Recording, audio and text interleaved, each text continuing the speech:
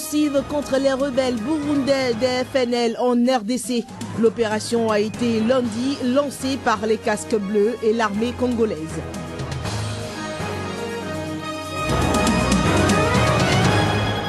Attaque d'un camp militaire dans le centre du Mali. 8 soldats maliens y ont perdu la vie.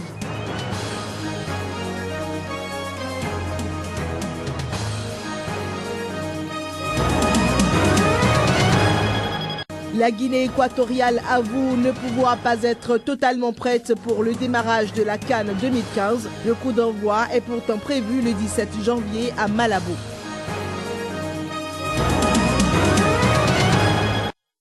Bonjour chez vous et merci de prendre ce rendez-vous des informations sur Sika. Lancement lundi d'une offensive contre les rebelles burundais des Forces nationales de libération dans l'est de la RDC. L'opération est menée par les casques bleus et l'armée congolaise. Plusieurs bases de ces rebelles Hutus près de la frontière avec le Burundi ont été prises d'après le porte-parole militaire de la mission de l'ONU au Congo. Cette opération qui durera 45 jours peut être renouvelée compte tenu de la situation sur le terrain, au dire du commandant des opérations pour les forces armées de la RDC. Elle entre dans le cadre d'une opération beaucoup plus large contre tous les groupes armés au sud Kivu et vise à réduire la capacité de nuisance des FNL qui, selon l'ONU, compterait 500 à 600 combattants en RDC. Au Kenya, on parle de l'effondrement d'un immeuble de 5 étages à Nairobi survenu dimanche dernier. Le bilan provisoire de 2 morts s'est alourdi. Un nombre indéterminé de victimes restait piégées sous les décombres, d'après les secours et témoins. Il s'agit d'un bâtiment résidentiel situé dans le quartier de Aruma. Selon des représentants de la capitale kenyane, des survivants ont été extraits des gravats.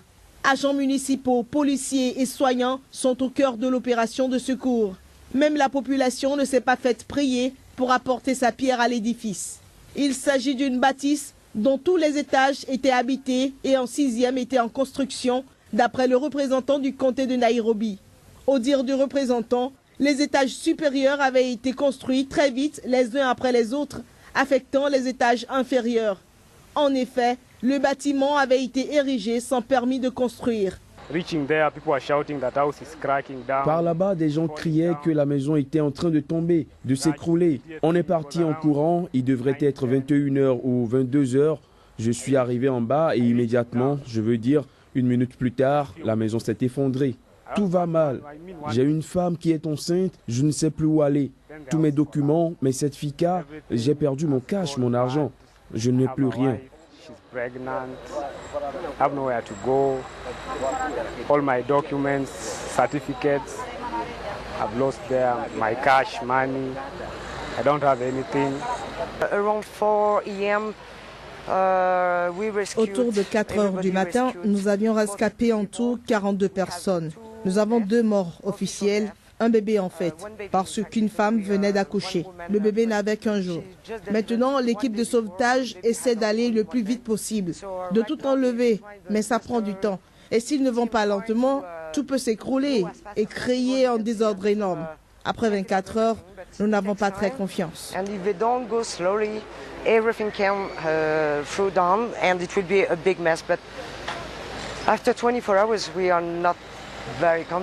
Plusieurs bâtiments se sont effondrés ces dernières années au Kenya, faisant plusieurs morts.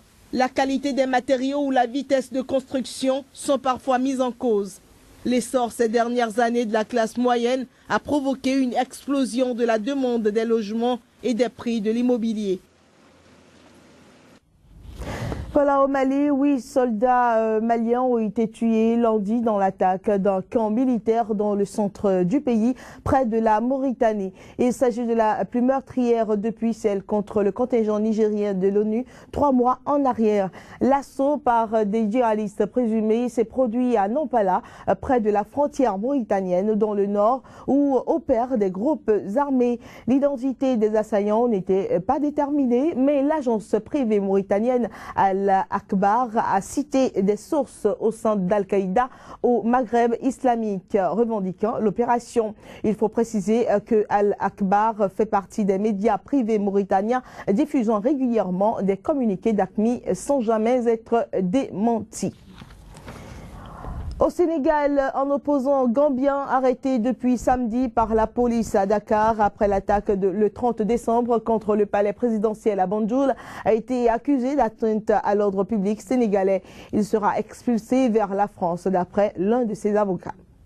Cheikh Sidia Bayor, également de nationalité française selon son avocat Maître Bamba Cissé, avait été arrêté aux premières heures ce samedi. La décision a été prise de l'expulser vers la France par arrêté du ministre de l'Intérieur. Il pourrait partir d'ici mardi, mais nous allons nous battre pour qu'il reste au Sénégal, a déclaré Maître Bamba Cissé, l'avocat de Cheikh Sidia Bayor, à qui il est reproché d'avoir publié une vidéo le 29 décembre dernier sur YouTube où il avait appelé les Gambiens à se soulever contre le président Yaya Jammeh. Pour Maître Cissé, il ne s'agit que d'une simple coïncidence car son client ne connaît même pas les militaires qui ont organisé l'attaque contre le palais présidentiel en Gambie. Aucun État au monde aujourd'hui ne peut expulser quelqu'un vers la Gambie sans être couvert par l'opprobre international. Par contre, nous pensons que il devrait certainement être expulsé vers la France. La conséquence de cela va être justement de semer la peur au sein de la communauté gambienne au Sénégal, les exilés gambiens, qui vont tous se terrer, n'est-ce pas, par crainte d'élever la voix et de faire l'objet d'expulsion. En tant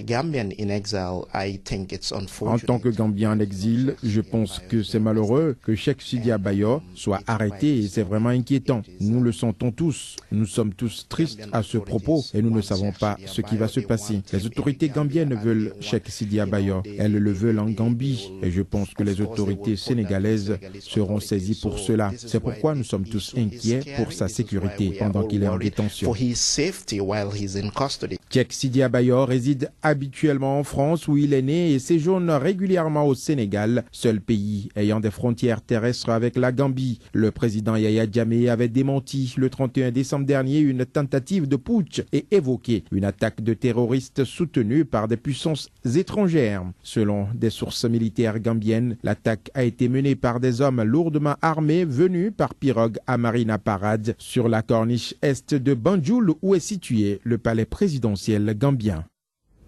Au Niger, l'épouse de l'ex-président du Parlement, Hadiza Amadou, et Moussa Aïtou, des prévenus dans le présumé trafic international de bébés, ont été libérés lundi après 2 jours de garde à vue pour avoir tenté de quitter la capitale, Niamey. Tous deux font partie de la vingtaine de prévenus remis en liberté provisoire après 5 à 6 mois de détention pour supposition d'enfant, un délit qui consiste à attribuer la maternité d'un enfant à une femme qui ne l'a pas mise au monde. Du côté de la Côte d'Ivoire à présent, comme de nombreux pays africains, la Côte d'Ivoire fait le pari de l'émergence à l'horizon 2020. Une politique économique qui doit mettre en exergue la recherche et l'innovation technologique. Le campus de l'université Nangui à Brogua à Abidjan abrite en ce début d'année la semaine ivoirienne de la promotion de la recherche ivoirienne. C'est la 7e édition placée sous le thème « L'innovation au service de l'entrepreneuriat ». Dans un contexte mondial caractérisé par une forte compétitivité économique, obligation est faite aux États d'offrir des solutions d'approche innovantes. En instituant la semaine de la promotion de la recherche ivoirienne CEPRI, le ministère ivoirien de l'enseignement supérieur et de la recherche scientifique entend servir de levier à la Côte d'Ivoire et l'aider à se hisser au rang des pays industrialisés. Une de mes premières visites en tant que ministre de l'Enseignement supérieur et de la Recherche scientifique a été consacrée à l'IMPHB de Yamoussoukro. C'était le moment de formuler les doléances.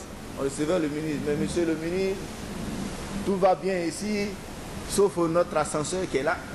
À la poursuite de cette visite, nous nous dirigeâmes vers le département des génies mécaniques et électriques. Et c'est là qu'à ma grande surprise, le responsable de ce département me montra l'objet principal, la formation dans ce département. Un ascenseur en miniature.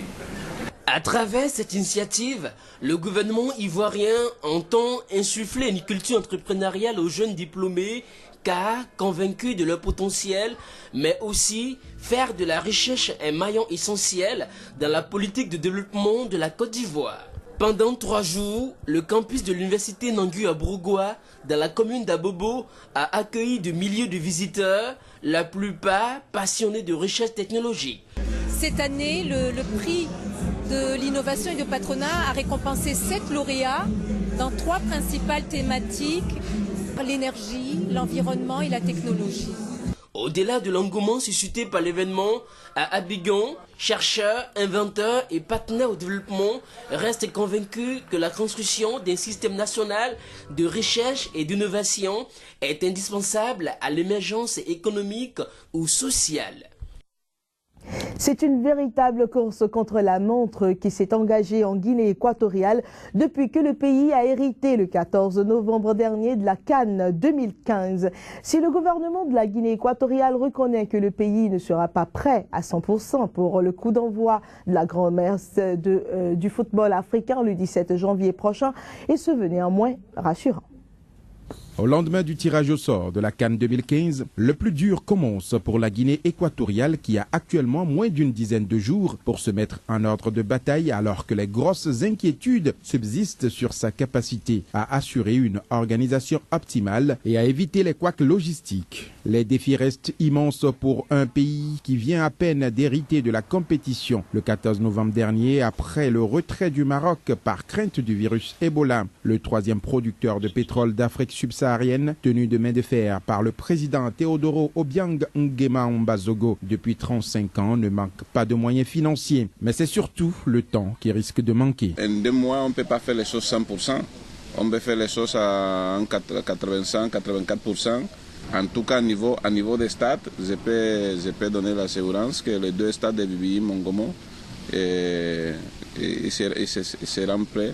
Ils seront prêts pour la compétition. D'un point de vue sanitaire, les autorités expliquent ne pas craindre la menace d'Ebola, cause de près de 7000 morts dans l'ouest du continent. Reste la question cruciale de l'hébergement, les transports et les stades, soucis principaux des équipes.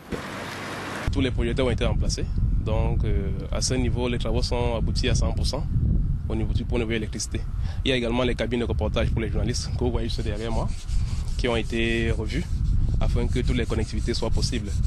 Les travaux de peinture sont ceux sur lesquels nous accentuons toutes nos forces là maintenant. C'est pour ça que vous voyez les peintres en train de travailler et on pense pouvoir finir avant le 10 janvier. La capitale Malabo et Bata, ville hôte de la Coupe d'Afrique en 2012, co-organisée avec le Gabon et la récente Coupe de la Communauté économique des États de l'Afrique centrale, disposent des infrastructures adéquates et ne suscitent pas de grosses inquiétudes. Le comité d'organisation a déjà réquisitionné les principaux hôtels des 2 cités et plusieurs compagnies aériennes locales assurent des liaisons quotidiennes entre Malabo sur l'île de Bioko et Bata sur le continent. Revers de la médaille, elles figurent toutes sur la liste noire de l'Union européenne.